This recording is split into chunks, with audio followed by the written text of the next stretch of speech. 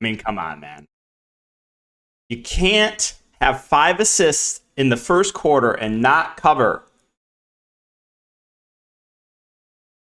But it was still a phenomenal day. Once again on PrizePicks, went 7-1 overall.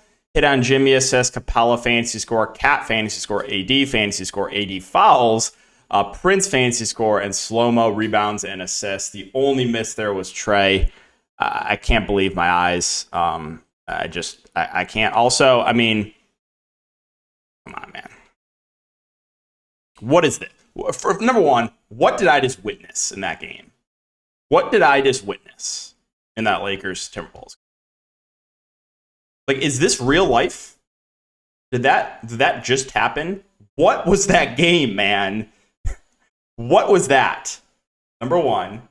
Number two, Anthony Edwards, my brother in Christ. How? Just how? My question to you guys. How?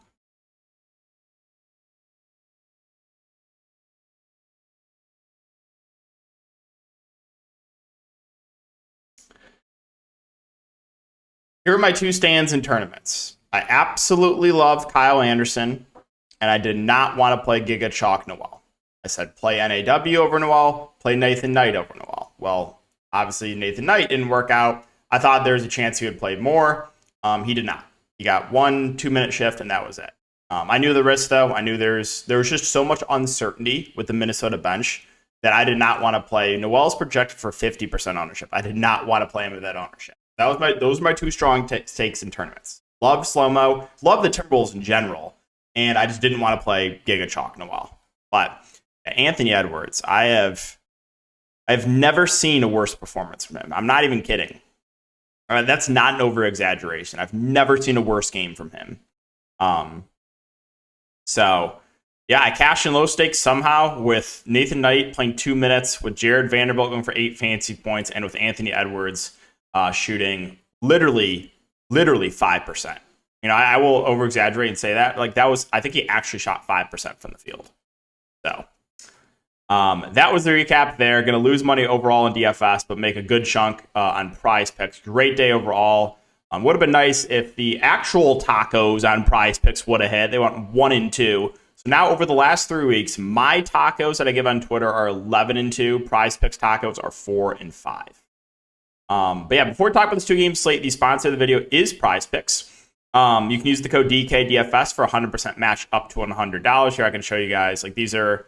So this was Cat and AD. This was the 6-man slip that I showed you guys with Trey Young chalking it. These were the PrizePick tacos. AD went over his fouls and Prince went over, but the 2 actual tacos missed, and then LeBron and slow-mo. So, and then I had another one that hit was Capella and Jimmy Butler. So it was a great day overall on PrizePicks. If you are a first-time user of PrizePicks, you can use the code DKDFS for 100% match up to $100. I will have it linked down below. So take advantage of that. If you're a first-time user, you get a free $100 to play with on the site. And if you guys are looking for more content for DFS or for PrizePicks, you can check my Patreon link down below. But an absolute hot streak on PrizePicks. Hoping to keep that going. And all right, let's talk about this 2-game slate now. So start off with Chicago and Toronto. So for Chicago, let's talk through the rotation, right? So we're going to see DeRozan, Vooch, Levine, Kobe White, Pat Williams, Pat Beverly, Ayo Dosunmu, and Caruso. That's 8 for sure that are going to be in the rotation. Now, if you see a 9th guy, I think you could see a little bit of Drummond as the backup 5. But with the way that Toronto plays, like, they could very easily just not play Drummond. Maybe they throw a couple minutes at like Derek Jones Jr. or something. So one of those guys could be the ninth guy, but I'm not super confident in it. Now, as far as the main guys go, DeRozan, Levine, Vooch, I think we're going to get about 40 minutes for all three of these guys in a win or go home game. So 7-7 for DeRozan, 7-4 for Vooch, 7-3 for Levine. I wish I had like more of a strong take on these guys, but it's just the same thing that I say all year long with the Bulls when these guys are fully healthy. It's going to come down to ownership for me. If I'm playing one, it's probably going to come down to ownership. I think they all look almost identical. This is a team that I will get to if like one of those guys is out. If like one or like two of Levine, DeRozan, Vooch are out, then I'm like loading up in Chicago. Or if one of those guys miss, then I usually try to get to at least one of the other two. But when they're all three fully healthy, it's a little bit tricky. Now, I will say Toronto, the way that they defend DeRozan, they usually try to get the ball out of his hands. So maybe DeRozan's the riskiest and will be the lowest owned. So I personally think Levine will probably be the highest owned. Plus, he's got the easiest eligibility with shooting guard and small forward. But yeah, I do like all three of. I was going to sneeze. Oh, wait. Nope, it's not coming. So yeah, I have interest in all three. I have a feeling that Levine will probably be the most popular, but I expect all three of those guys to play about 40 minutes. Now, the rest of this rotation where it gets a little bit tricky for me. We'll keep an eye on the starting lineup. They've been going back and forth with like Caruso or Pat Williams as the other starter. Pat Beverly will for sure be the other starter. So I think Pat Beverly, in a competitive game, we're probably getting on average like mid-20s minutes, which makes him a reasonable value. Not like an amazing value, a reasonable value. Caruso, if he starts, I like him a little bit more. If he comes off the bench, not as much. His minutes have not been great of late. I think if he starts, we're probably getting around 20-ish minutes, maybe a little more. If he comes off the bench, I think his minutes are a bit riskier. Pat Williams, same thing. Like if he starts, I have more interest in him. If he comes off the bench, I'm not as interested in Pat Williams. And then Kobe White has been playing really well off the bench. I think he's probably going to see mid-20s minutes. I honestly think he's playable. He's coming off the bench and providing that offensive spark. And then I think you see a little bit of Ayo Dosunmu. But I think I would probably rather get to like Pat Bev or Caruso over Ayo. And then I mentioned so if you're confident that Andre Drummond plays the backup 5 tomorrow and plays whatever Vooch does not play, he is in play at 3-3. Like I think Vooch probably plays like 38 to 40 minutes. So you probably get 8 to 10 minutes of Drummond if you're for sure confident he plays the backup 5. I'm not fully confident in it, but if he does and he gets 8 to 10 minutes, there is a chance he will be in the winning lineup because of how good of a point per minute guy Andre Drummond is. All right, let's move on to Toronto. So here's the thing with Toronto. They've basically been running a playoff rotation all year. So there's like literally nothing changes for the Raptors. Nothing. Like I don't see a way that these main guys are going to play much more. And then you're going to see Boucher, Achua, and Gary Trent off the bench. It's like, literally nothing changes for the Raptors. Now, the top guys, you got Siakam at 9-4, Van Fleet at 8-4. I think factoring in price, I give the edge to Van Fleet over Siakam. But both these guys have shown a ceiling. Both have also shown a floor. Like, these two have been pretty up and down. But yeah, I think that you're going to get like 40-ish minutes. Probably low 40s for Siakam. Probably 40 to low 40s for Fred Van Fleet as well. So have interest in both the main guys. I think factoring in price, slight preference to Van Fleet. The other two wings, you got Barnes at 7K, OG at 6'9". I never, ever know what to do with Scotty Barnes. He's so inconsistent. But I think his ceiling's a little bit higher than OG Anunoby. So if I was to play one of the wings, I think it would be Scotty Barnes. But I think you get probably high 30s minutes from both Barnes and OG. I mean, Jakob Poeltl minutes have not been great of late, but against Vooch, do they play him a little bit more? He is a really good point per minute guy. If you get a game where Poeltl plays like 30 plus minutes, I think he could smash. If he only plays like low 20s, then I think he's priced about right. So kind of depends what you think happens with his minutes. But again, Poeltl is well north of a fantasy point per minute guy, so I do like him at this price point. And if you get a game where he pushes for 30 plus minutes, I think he looks fantastic. Now, off the bench, I think you see Achua, I think you see Boucher, and I think you see Gary Trent Jr. I think Gary Trent Jr. is going to be relatively popular, right? Minutes can fluctuate with him. It depends on if he's playing well and knocking down his shots, they can play him more.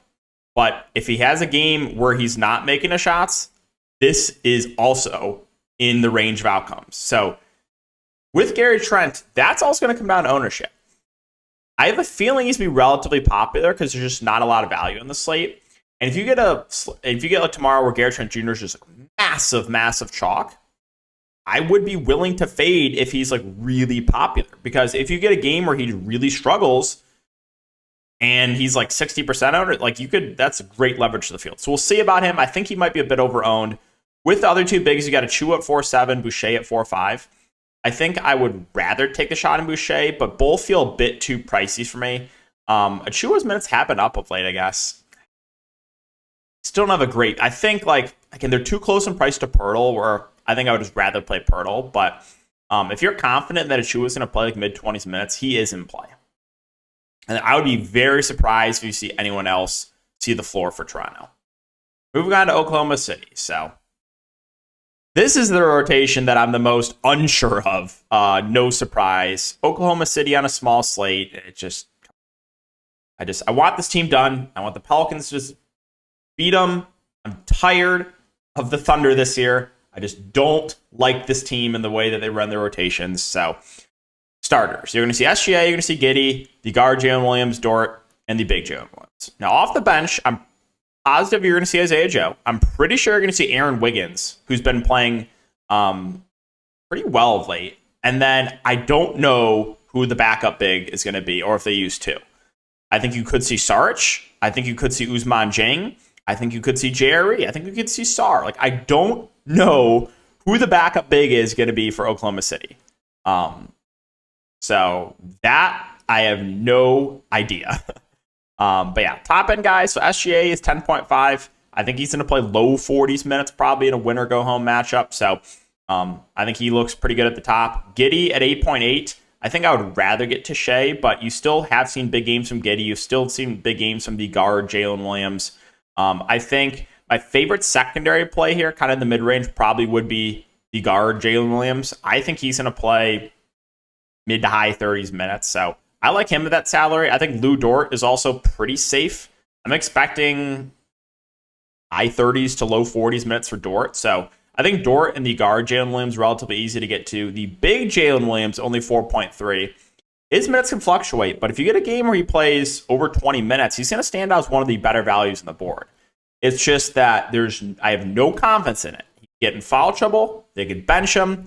Just don't know with this team, man. So, the big Jalen Williams, I think, makes for a good value. Isaiah Joe is only 4.1. I think he's a solid value, too. I think Isaiah Joe is very, very similar to Gary Trent, in my opinion, of a score-independent guard that's going to come off the bench, and if he plays well, they can play him more. If he struggles, they will limit his minutes. So that could be one where, like, if one of those guys is getting way more ownership than the other, I would just rather play the other. So if Gary Trent Jr. is going to be double the ownership of Isaiah Joe tomorrow, I would just rather play Isaiah Joe. Or if it's the other way around, I'd rather play Gary Trent. I honestly think those two are almost identical plays. And then I do think you see some Aaron Wiggins at 4.6, but I don't love that. Like, the price point is a little bit trickier to get to him. I don't know what's going to happen here. If you're confident in Saric, you can fire him up. If you're confident in Ousmane Dieng, you can fire him up. If you're confident in Sar or JRE, you can. I have no idea what that backup big rotation is going to be like. I have a feeling you probably see two of those guys.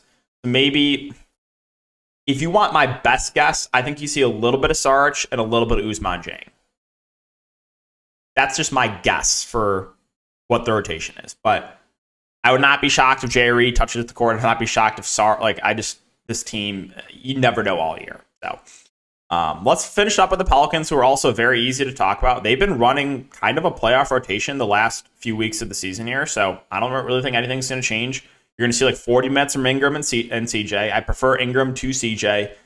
Ingram just been playing really, really well. Stuff in the stat sheet. He's running the offense. CJ's still playing big minutes. The floor's been lower with him, but he can still have those pop-off games. You saw 57 from him a couple games ago. JV, he'll be very productive when he's on the court, but the issue is the minutes. He's only averaging like low to mid-20s minutes over the last 5 games. If you do get that game, though, where JV plays like 30 minutes, like, he can smash. Like, look what happens when he gets like 30-plus minutes. 50, 44, 44, 45. So I don't think he's going to get those minutes, but if you do, like, he will break the slate. Murphy, Herb Jones, I expect huge minutes for both these guys. Trey Murphy getting a lot of shots up. He should play around 40 minutes. He's a reasonable play in the mid-range. Herb Jones should play 35 to 40 minutes. Relatively safe play as well. Off the bench, I do think Larry Nance is a decent value play. I think he's going to play 20-plus minutes. But I definitely would not play him and JV together. I don't think I would. So I think Nance is a decent value play. And then rounding out the rotation, I think you see Jay Rich and Marshall. So Jay Rich is 3.7, probably sees mid-teens minutes. And Najee Marshall at 3.2, I think probably sees low teens. So that is the Pelicans rotation.